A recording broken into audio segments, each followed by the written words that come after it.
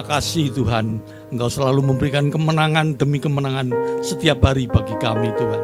Kami mengucap syukur punya Allah yang baik, yang seperti Engkau Tuhan. Oh haleluya, ajarkan setiap kami untuk membalas kebaikan-Mu Tuhan dalam hidup ini Tuhan.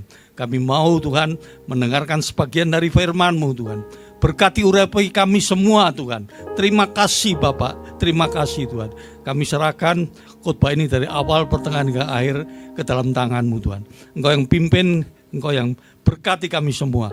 Jamah setiap jemaat yang hadir maupun hamba-Mu yang memberitakan firman-Mu, berkati Tuhan. Dalam nama Tuhan Yesus, semua kita yang akan diberkati firman Tuhan berkata, amin. Terima kasih. Silakan duduk Bapak Ibu. Kita sama-sama mau belajar. Temanya bagus. Mempersiapkan diri menuju usia emas yang diberkati. Oh, ada yang tidak diberkati? Ada. Kalau tidak mempersiapkan diri. Maka itu penting sekali. Semua kita yang sekarang umur 30, 40, 50, ini harus mempersiapkan diri. Kalau tidak, nanti di usia emas kita akan menyesal. Maka itu banyak orang tua melamun, ditanya sama anaknya, kenapa Pak? Enggak apa-apa, cuman dia merenung nasib dia. Kalau orang Jawa ngomong nelongso, menderita. Kenapa ya saya di usia emas hidupku menderita? Kenapa ya saya di usia emas enggak punya duit? Kenapa ya saya di usia emas kok sakit-sakitan? Maka itu kita sama-sama belajar supaya kita mempersiapkan diri menuju usia emas yang diberkati. Amin Bapak Ibu semuanya. Ya. Jadi Yesaya 32:17 berkata begini. Di mana ada kebenaran, di situ akan tumbuh damai sejahtera. Jadi kebenaran itu harus mulai sejak kita menerima Tuhan sebagai juru selamat, hidupnya harus ada kebenaran. Tanpa ada kebenaran kita sia-sia menjadi anak Tuhan. Setiap minggu datang ke gereja, ikut kesan, ikut kegiatan rohani, tapi hidupnya tidak ada kebenaran, kita akan rugi. Firman Tuhan jelas menjelaskan, di mana ada kebenaran, di situ akan tumbuh damai sejahtera. Damai sejahtera itu apa?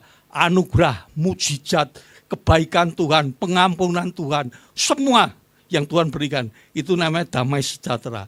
Damai sejahtera dari dunia beda dengan damai sejahtera yang dari Tuhan. Dan akibat kebenaran ialah ketenangan. Kebenaran dalam rumah tangga, keluargamu akan tenang, akan tentrem. Kebenaran dalam pekerjaan, keluargamu akan tenang, tentrem. Kebenaran dalam usaha, keluargamu akan tenang dan tentrem.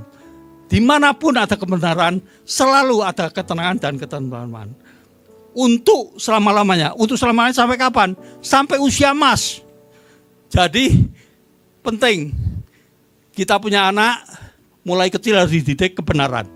Ya, supaya benar-benar nanti selama dia hidup bisa merasakan bahwa kebenaran itu ada manfaatnya. Sangat besar sampai usia emas.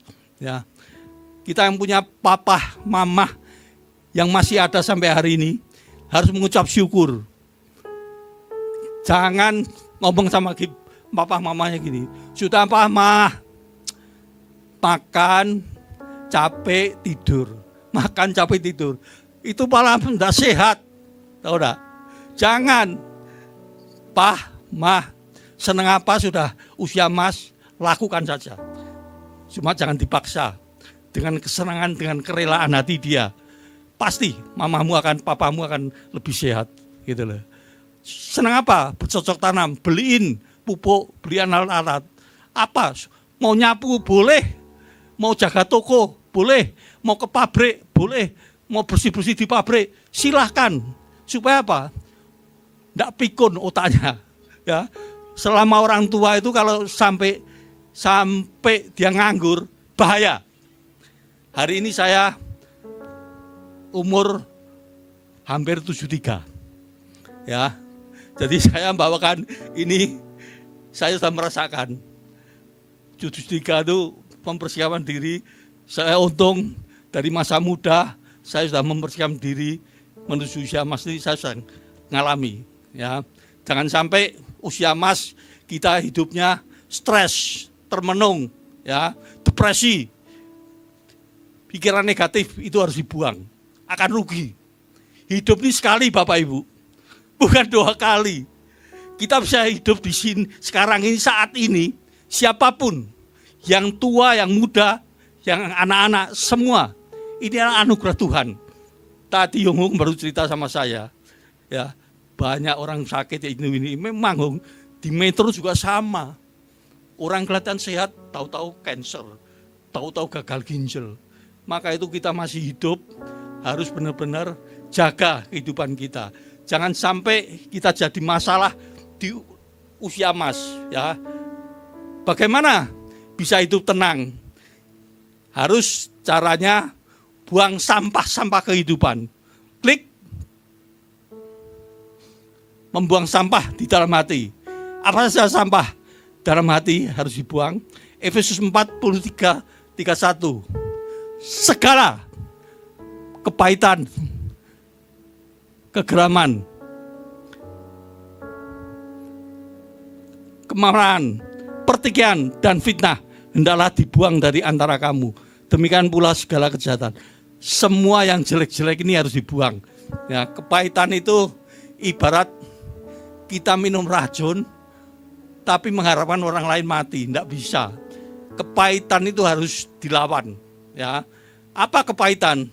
Kepahitan dulu pernah dijahati orang, pernah disakiti, dikecewakan, dilicii, dijolimi, dihina, disepelekan.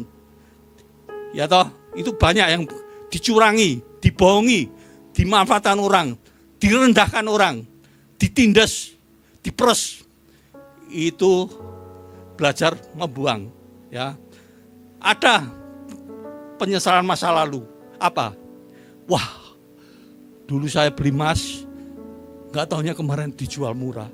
Hari ini 2.300.000. Yang begini nggak usah dipikirin. Ya, itu menyesal yang tidak ada gunanya. Ya, dulu saya mau beli tanah itu loh, mau beli rumah itu, nggak jadi tak beli. Hari ini naik berapa kali lipat. Yang begitu-begitu sudahlah buang.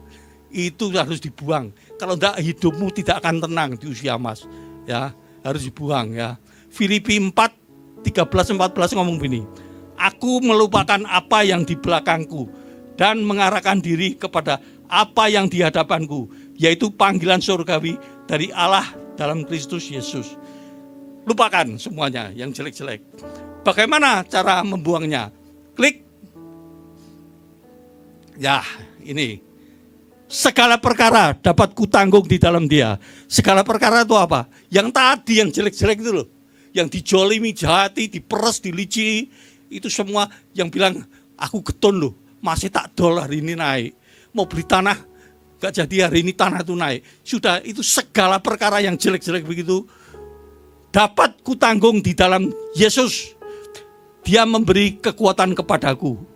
Ya, jadi orang ngomong begini, Pak Basuki ngomong gampang. Sakit Pak, sampai mau mati aja aku masih ingat itu. Aku dijahati familiku, temanku, saudaraku, kakakku sendiri, adikku jahat. Sakit sampai di sini. Sudahlah, kita punya Roh Kudus. Roh Kudus adalah Roh penolong yang sanggup mengampuni kesalahan masa lalu siapapun. Ya, kita jangan memikirkan masalah-masa lalu, kita harus mikir untuk masa depan aja. Ya, harus dibuang, ya. Harus dibuang. Kalau enggak, kita akan rugi di usia emas. Sekarang kita mau berbicara persiapan finansial. Usia emas yang diberkati adalah persiapan finansial menabung di masa muda. Amsal 6:8 itu bagus sekali. Hai pemalas, pergilah kepada semut, perhatikanlah lakunya, dan jadilah bijak. Biarpun tidak ada pemimpinnya pengaturnya atau penguasanya, ia menyediakan rotinya di musim panas dan mengumpulkannya makanannya pada waktu panen. Ini berbicara begini. Ini di sini banyak anak muda yang umur 30, 40, 50. Mumpung hari ini aku masih sehat, masih kuat, masih semangat, masih berani ambil keputusan. Kumpulkanlah harta sebanyak mungkin.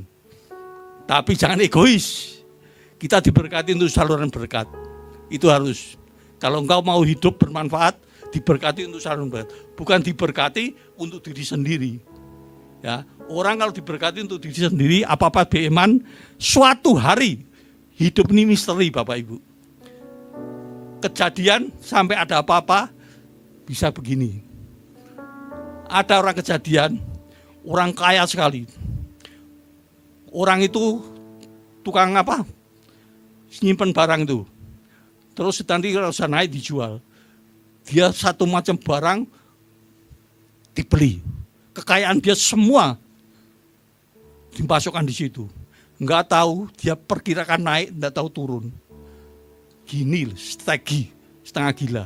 Ya, karena apa? Dia mikirnya uang, sayang. Jangan, kita masih muda ini, kalau diberkati, sebagian berkat disalurkan. Jangan untuk dimakan menjadi roti, menjadi benih dibagi-bagi. Untuk gerejanya, untuk perpuluhannya, untuk orang yang susah, semua dibagi-bagi. Baru begini, ya, masa depannya pasti cerah. Ya, maka itu kita mau belajar, jangan sampai di usia emas kita tidak nabung. Diberkati menyalurkan berkat, juga sebagian disimpan untuk ditabung hari tua. Apa saja yang harus ditabung? Engkau tanya Tuhan paling tepat. Orang bilang beli emas, sekarang mah 2.300.000. Ada orang ngomong diperkirakan bisa 3,5-4 juta. Ya, paling cocok tanya, tidak pernah salah, tanya siapa? Yeremia 33:3. Berserulah kepadaku, aku akan menjawab engkau. Aku akan memberikan kepadamu hal-hal yang tidak kau ketahui. Hebat. Kalau kita dekat sama Tuhan, Tuhan nantang sama kita. Berserulah kepadaku, aku akan menjawab engkau. Kita tanya, Tuhan, aku ini ada berkat. Mau buat nabung usia emas, dibeliin apa ya Tuhan? Tanya Tuhan. Yeremia 33:3. Pasti Tuhan akan memberikan jalan yang tepat. Tidak mungkin salah kan dari Tuhan. Terus ada orang ngomong, Pak, beli tanah, beli rumah, itu terserah. Ya, terserah. Tanya Tuhan yang lebih. Kalau ada damai sejahtera, beli. Ya. Tapi paling cocok sebetulnya untuk anak muda, kalau bisa kongsi ini bagus enggak? Saya bilang bagus. Kalau ketemu kongsi yang orang yang jujur, yang integritas, kita janji bikin di notaris, semua terbuka, pembukaan terbuka. Jangan ada licik. Ya. Orang Kristen jangan punya licik. Licik itu kan kelihatan buahnya. Ya. Kita kan rugi orang licik. Kalau kita sama-sama betul, orang benar, tidak licik, penuh integritas, jujur, tanggung jawab, kongsi itu enggak apa-apa. Enaknya kongsi apa? Sampai usia emas, kita enggak usah kerja, tetap kita dapat profit. Jadi kita cuma pikirannya apa? Melayani Tuhan, ya, ekonomi sudah enggak jadi pikiran, gitu loh ya. Sekarang kita mau berbicara menabung kesehatan. Persiapan fisik, menabung kesehatan di masa muda. 1 Korintus 6:19-20. Tubuhmu adalah bait Roh Kudus yang diam di dalam kamu. Karena itu muliakan Allah dengan tubuhmu. Muliakan Allah dengan tubuhmu, harus tubuh yang sehat. Kalau tidak sehat, bagaimana bisa memuliakan Tuhan? Ya, maka itu tubuhnya harus dijaga. Dijaga mulai masa muda, harus dijaga kesehatanmu. Ya, kamu harus menabung kesehatanmu untuk nanti usia emas. Ya, bagaimana Pak caranya? Ayo dengarkan ini video ini.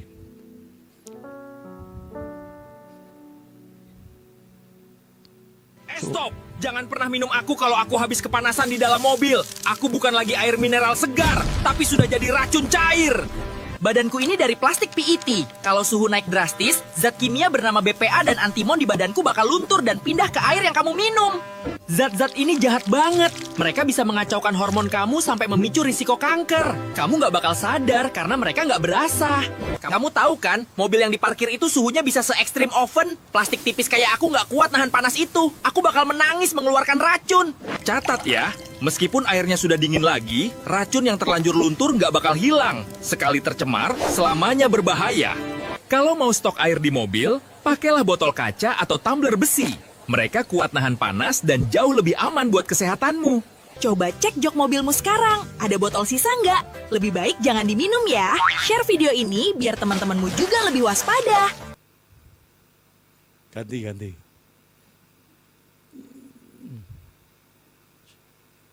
Suara. Adalah mikroplastik. Oh iya, Tuh, mikroplastik adalah plastik yang berukuran sangat kecil. Dia masuk ke dalam tubuh kita melalui makanan, air yang tercemar, maupun udara yang kita hirup. Tuh, kita sama-sama lihat ya.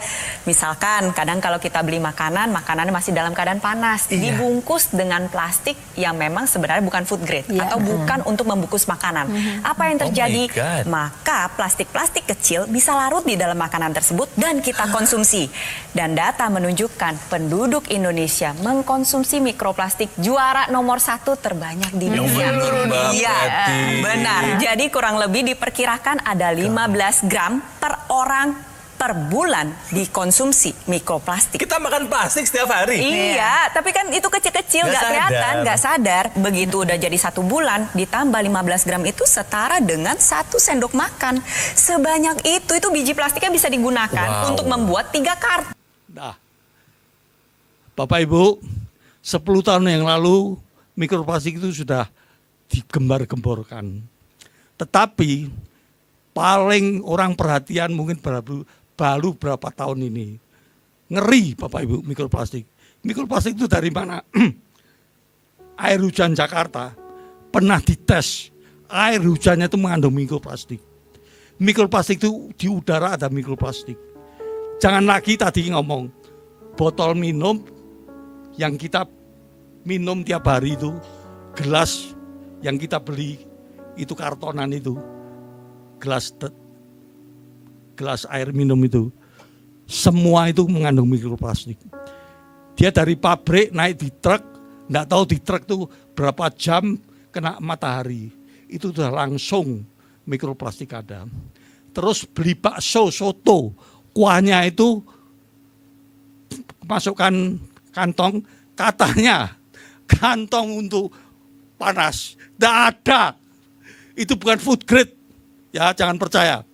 Kalau mau sehat ya Bapak Ibu, bawa tumbler sendiri. Saya ini bawa tumbler itu sudah puluhan tahun. Dulu khotbah di MDC yang lama juga saya sudah bawa. Setiap bawa tumbler. Tumbler yang bagus apa? Titanium nomor 1. Terus yang food grade stainless 304. Mau bagus lagi 316, itu untuk farmasi. Jangan beli tumbler yang murah-murah, 201, itu akan korosi. Kalau kena air lemon maupun wedang jahe, masukkan di situ korosi. Ya, jangan. Ya. Terus paling aman apa Pak? Air filter RO. Nggak mahal Bapak Ibu. Yang kecil 100 GPD itu cuma 1.250.000. Yang 500 GPD RO itu 2,5 juta. Ya, itu 2,5 juta itu sehari katanya bisa 60 galon. Jadi saya punya itu 1 itu cukup. Ya, karena tubuh kita ini membutuhkan air. Otak kita juga perlu air. Jadi air itu sangat butuh. Kalau RO itu memang benar ada orang ngomong, "Pak, RO itu tidak ada mineralnya." Tapi kamu makan buah sayur itu mineral semua, gitu loh, ya, tidak apa-apa, gitu loh. Sudahlah, kalau mau sehat, RO lah, ya. Pakai filter yang 100 GPD atau 500 GPD. Paling aman, ya. Klik apakah kita bisa sehat? Nah, ini ya. Jawabannya apa? Bisa. Karena Tuhan ciptakan kita juga ciptakan makanannya. Kejadian 1:29. Berfirmanlah Allah, lihatlah, aku memberikan kepadamu segala tumbuh-tumbuhan yang berbiji di seluruh bumi dan segala pohon-pohonan yang berbiji. Itulah akan menjadi makananmu. Yeskiel 47:12. Pada kedua tepi sungai itu tumbuh bermacam-macam pohon buah-buahan yang daunnya tidak layu dan buahnya tidak habis-habis. Tiap bulan ada lagi buahnya yang baru, sebab pohon-pohon itu mendapat air dari tempat kudus itu. Buahnya menjadi makanan dan daunnya menjadi obat. Buah itu makanan yang dari Tuhan. Itu sehat, itu mengandung mineral, kalium, magnesium, vitamin, sudah semua nutrisi komplit. Semua buah itu bagus. Paling bagus yang mana? Nomor 1 pepaya. Tapi pepaya sekarang ini repot. Pepaya hijau-hijau dipetik dikasih etil. Etil itu biar cepat mateng. Maka itu pepaya sekarang tidak ada yang enak. Kalau ada lahan, tanamlah pepaya. Kasih pupuk organik. Begini, ya. Berbuah, kasih teman-teman gereja. Ya, buah itu bagus sekali pepaya. Semua buah baguslah. Ya, pisang semua bagus. Cersat anti kankernya tinggi, ya toh. Timun itu bagus, semualah. Buah semua beli dimakan aja. Makan buah tidak boleh cuma satu macam, bermacam-macam. Biar nutrisinya komplit, vitaminnya biar komplit. Itu mengandung magnesium, kalium, semua komplit. Ya, semua komplit. Tubuh kita butuh itu semua. Terus sayuran. Sayuran itu penting sekali Bapak Ibu. Kita enggak minum RO, tapi kalau kita makan buah sayur itu, mineralnya sudah cukup. Ya, mineralnya sudah cukup. Itu mengandung, tapi hati-hati, buat ginjal yang bermasalah, yang enggak boleh itu apokat. Dikurangi lah, ya. Blimbing itu jangan. Saya dikasih blimbing enggak mau tak makan. Bener. Ngeri, ginjalku cuma 1 soalnya. Blimbing itu jangan main-main, ya. Ada orang panen blimbing, serakah, pagi, siang, malam ngejus blimbing. 3 bulan cuci darah ke dokter, ya. Blimbing itu jangan, ya. Terus yang buat ginjal yang bahaya tuh seperti bayam, itu asam urat tinggi, kangkung, semua itu hati-hati. Boleh makan, tapi sedikit-sedikit. Saya makan komplit, tapi kalau blimbing saya enggak. Ya, durian makan, cuma dikit, jangan banyak. Ya, terus apalagi buah paling bagus itu apa? Jangan di jus. Jus itu boros, cuma dapat vitamin nutrisinya. Ya, ampasnya dapat. Kalau paling bagus apa? Dikunyah. Soalnya ada enzimnya, enzim hidup. Paling bagus. Dibiasakan makan buah itu dikunyah, ya.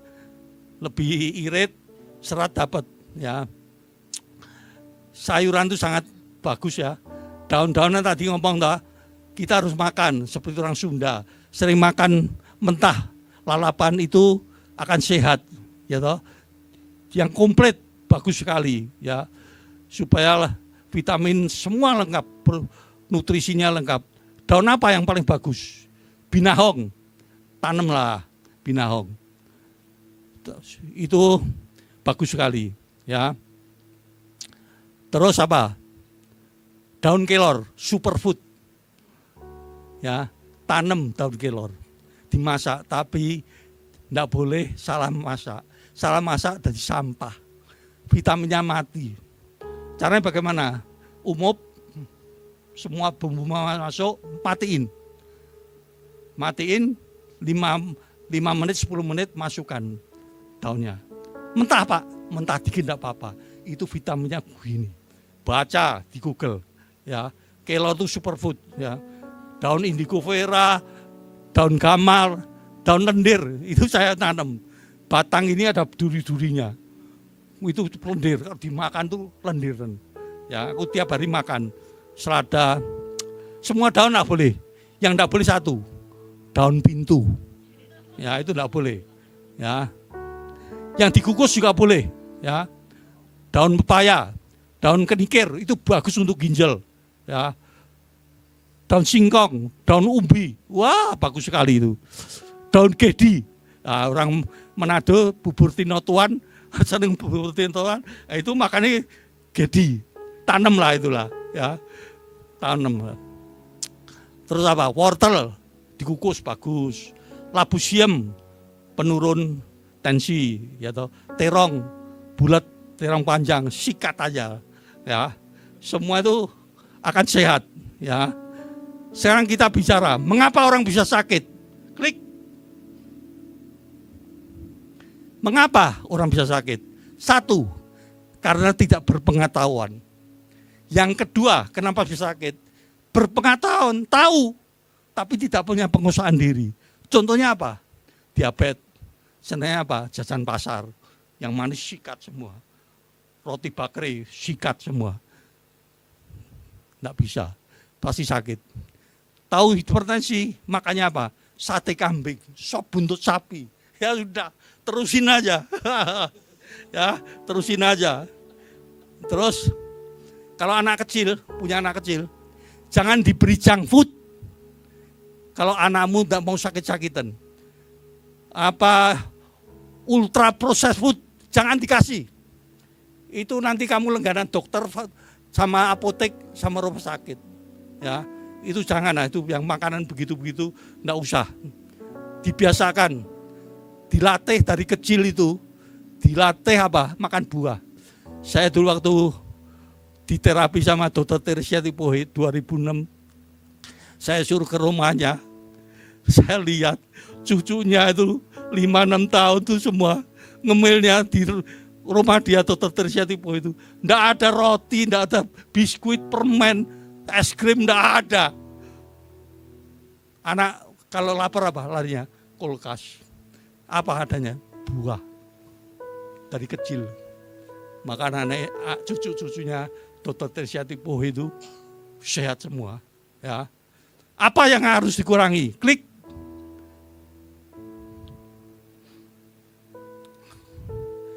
Yang harus dikurangi itu satu. Nasi putih. Nasi putih dikurangi. Bisa enggak? Susah, tapi harus bisa. Saya dulu orang ngomong, saya kalau makan nasi putih cuma 3 sendok apa sih? Aku mau iso. Memang sulit. Caranya bagaimana? Saya pakai mangkok yang jambon itu kecil tuh. Nasi tak perenet. Sudah plek. Lapar ya sudah itu aja. Dilatih. Tiap hari begitu, lama-lama bisa. Sekarang makannya sedikit sekali saya.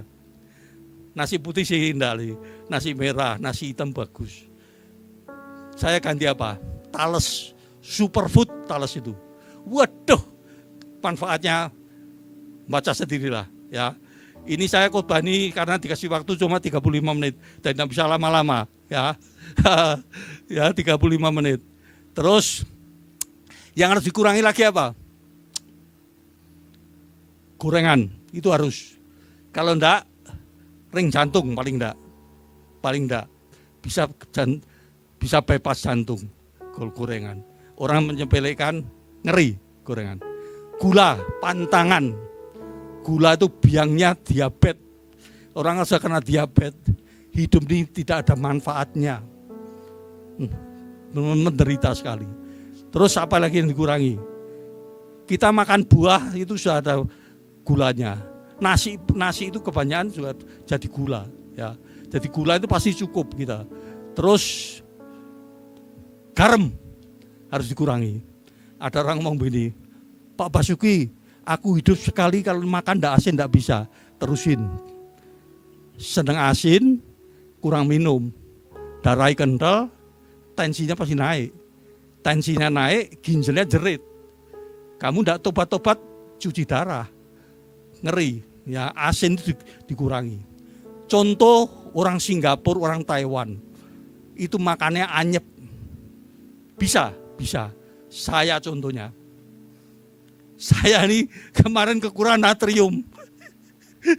Sekarang berani kalau makan pagi itu makan telur rebus, saya kasih lada sama garam, saya berani. Karena saya kekurangan natrium. Kurangnya enggak banyak sih. Magnesium saya juga cukup, tapi kurang banyak. Kurang. Cukup tapi kurang gitu loh, ya. Jadi kalau mau sehat tuh telur rebus itu bagus sekali. Telur rebus, ya. Bagus sekali, harus makan. Terus yang harus dikurangi lagi apa? Ya cuman itu ya. Tepung-tepungan, bakmi boleh makan, roti boleh makan. Kalau bisa roti gandum, kalau bisa.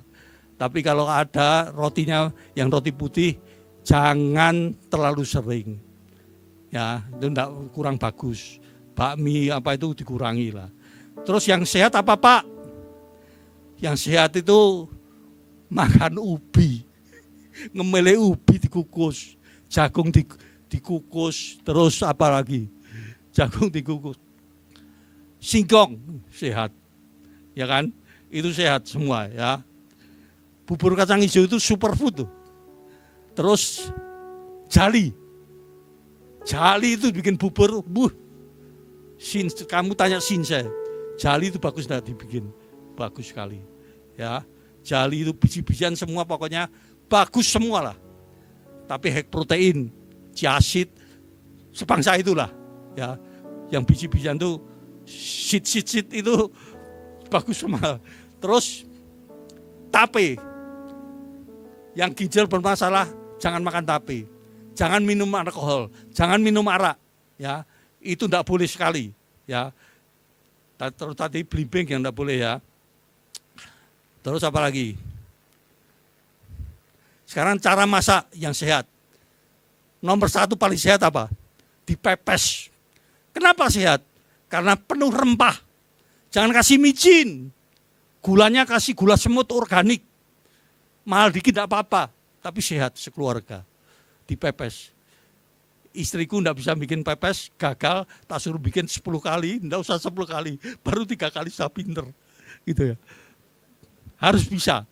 Dipepes, ikan dipepes, wah semualah, ayam dipepes, babi dipepes juga bisa kalau mau. Terus makanan yang sehat itu apa? Ya ikan, ayam kampung, ayam probiotik. Terus apa? Daging babi. Papa Suwi makan? Makan lah. Rugi kalau nggak makan. Superfood itu. Lemaknya lemak bagus. Tapi jangan banyak-banyak. Ya, jangan banyak-banyak. Ya, terus apa lagi? Cara masak yang sehat, ya dikuah, ditem, semua yang begitu-begitu akan sehat ya. Terus latihan fisik.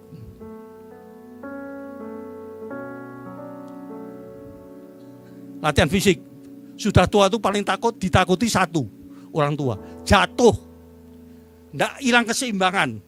Caranya bagaimana? Ajar begini. Angkat kaki satu, gantian. Kalau belum bisa dijaga, takutnya jatuh. Terus duduk, tarik kursi agak pendek, jangan tinggi. Kalau tinggi tidak ada artinya. Agak pendek, berdiri. Pakai kursi. Kalau sudah kuat, squat. Tanpa kursi, jongkok, berdiri. Ini otot kaki akan kuat. Semua tidak laki, tidak perempuan. Kalau sudah usia emas, kalau otot kaki lemah, adanya males, maunya tidur. Tambah enak, tambah tidur, tambah ada sehat. Kalau squat sudah kuat, begini. Di lemari atau tembok yang kuat, duduk, tapi seperti orang duduk, wah ini kalau orang Hongkong masih tahu. Begini nih, ini bisa, sini bisa keras, seperti besi loh nanti, seperti kayu, pahanya. Ya, itu penting supaya di usia emas ini kita tetap kuat sehat untuk melayani Tuhan. Klik. Selanjutnya, kebijakan dalam memberikan warisan. Bagaimana kita sebagai orang tua bisa membersihkan warisan yang bijak untuk anak-anak cucu kita. Amsal 13:22a. Orang baik meninggalkan warisan bagi anak cucunya. Semua kita percaya, di sini orang benar, orang baik semua. Pasti meninggalkan warisan bagi anak cucunya. Ini firman Tuhan yang ngomong. Tapi ada orang ngomong begini, Pak, aku tidak punya harta. Oh, tidak apa-apa. Tidak penting. Kan kamu punya warisan hidup kekal. Iman. Punya keteladanan hidup. Hidup yang harmonis. Itu lebih penting dari segalanya. Ya. Jadi keluarga harmonis itu harus. Sebagai orang Kristen harus harmonis. Biasa ada cekcok sedikit-sedikit ada. Tapi harus kembali lagi berdamai. Untuk apa? Kita cekcok. Untuk pisahan, untuk apa? Adanya itu nanti tidak baik. Harus harmonis. Kalau kita harmonis ini, kita sedang memberi contoh kepada anak-anak kita. Esensi kasih itu apa? Esensi kasih itu perhatian. Memberi kasih sayang. Ya kan? Kalau anak kita dari kecil merasakan di keluarga ini harmonis, ada kehangatan, ada keharmonisan, dia akan terekam dari kecil sampai dia dewasa, sampai dia nanti menikah. Dia tetap akan mencontoh teladan orang tuanya yang harmonis. Waktu kita sudah tua, dia sudah mengalami kasih Allah. Tidak mungkin kita sudah tua akan dimasukkan panti jompo. Ya kan? Anak yang uhau dengan orang tua, yang mempunyai kasih Allah, tidak tega, sudah tua, papa mamaku tak masuk ke panti jompo, tidak mungkin. Dia akan merawat sendiri dengan sukacita, bukan dengan karena terpaksa. Pentingnya keluarga harmonis. Ya, sebagai anak Kristen itu harus mempunyai keluarga yang harmonis. Terus, waktu engkau punya anak, engkau balas kebaikan orang tuamu, engkau sedang mencontohkan ke anakmu. Nanti aku tua juga dibalas sama anakku. Tabur tua akan berlaku. Jadi nama Tuhan yang dimuliakan, satu keluarga akan merawat orang tuanya.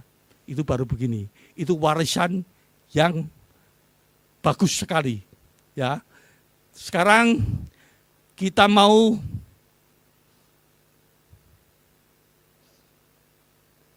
mendengarkan kesaksian yang memilukan hati.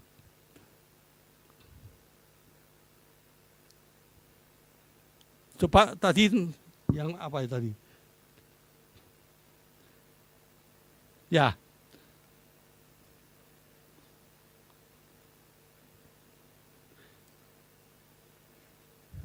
Ya. Ini true story. Kejadian di Singapura. Ya. Ada orang kaya sekali. Ditinggal mati istrinya. Dia punya anak satunya. Anak itu masih sekolah. Terus anak ini lulus kuliah.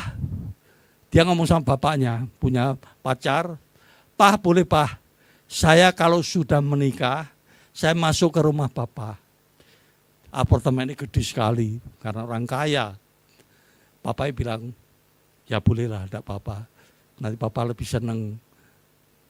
Kamu berkeluarga, punya anak, aku lebih senang. Selang tahun berganti tahun, keluarga ini harmonis. Sama papanya hubungannya bagus.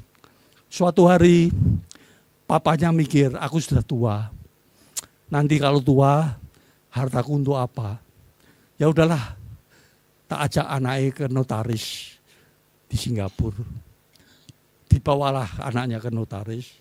Karena anaknya ini uhau, papanya rela dihibahkan ke anaknya semua. Semua hartanya. Terus setelah tanda tangan, berjalan waktu demi waktu, mulai ada percekcokan kecil, terus ada percekcokan yang lebih besar. Suatu hari ada percekcokan yang sangat luar biasa besarnya, sampai terjadi pertengkaran, papanya diusir. Papanya diusir, tidak punya apa-apa, sudah dikasihkan anak-anaknya semua, uangnya semua, jadi miskin. Ngemis di Orchard Road. Teman-temannya bingung nyari si orang kaya ini kemana, selama ini kok enggak ada. Nah terus temennya itu di Orchard Road ada orang miskin, pakai topi itu, ngemis, didatangi, dibuka topinya. Oh kamu sih itu ya? Bukan. Tapi suaranya dia masih ingat, itu kamu temanku. Dia panggil teman-temannya, temannya datang. Disitulah tangis-tangisan. Kenapa kamu bisa miskin begini? Cerita, viral lah di Singapura. Sampai Perdana Menteri Lee Kuan Yew dengar, marah besar. Panggil tuh anak durhaka sama mantunya, sama bapaknya, sama notarisnya. Panggil, dimarahi, kamu memalukan Singapura. Anak durhaka, tidak tahu diri. Disobek itu. Perjanjian hibah itu semua disobek. Ngomong sama notaris, PMM, Perdana Menteri Lee Kuan Yew, ganti atas nama papanya. Dan anaknya tidak boleh masuk ke apartemennya. Jadi, kita dari cerita ini, kita sering lihat, di Singapura ada encim-encim, jadi cleaning service di airport maupun di forecourt. Itu karena dekret dari PM Lee Kuan Yew. Ngomong, setiap perusahaan negara maupun perusahaan swasta harus menerima encim-encim yang masih sehat, kuat, suruh bekerja. Supaya apa? Dia dapat berkat. Kuan Yin bisa ngasih angpau kepada cucunya. Jadi masih dihargai. Supaya tidak jadi pengemis. Itulah kejadian ini. Maka itu soal warisan tadi, kembali lagi ke warisan. Bagaimana baiknya? Di MDC ini ada Pak Joni sebagai notaris. Ya, Bapak Ibu bisa ketemu beliau, tanya yang terbaik bagaimana. Supaya warisanku dikasih, anak enggak cekcok gimana. Beliau akan lebih tahu. Ya. Siap Pak Joni ya. Ya. Kesimpulan. Marilah kita mempersiapkan usia emas yang diberkati. Membersihkan sampah batin masa lalu. Disiplin menjaga kesehatan dan finansial. Serta menabur keteladanan rohani dan kasih serta warisan yang tertib. Agar kita dapat menikmati usia emas dengan damai, mandiri, penuh syukur di dalam jaminan Tuhan.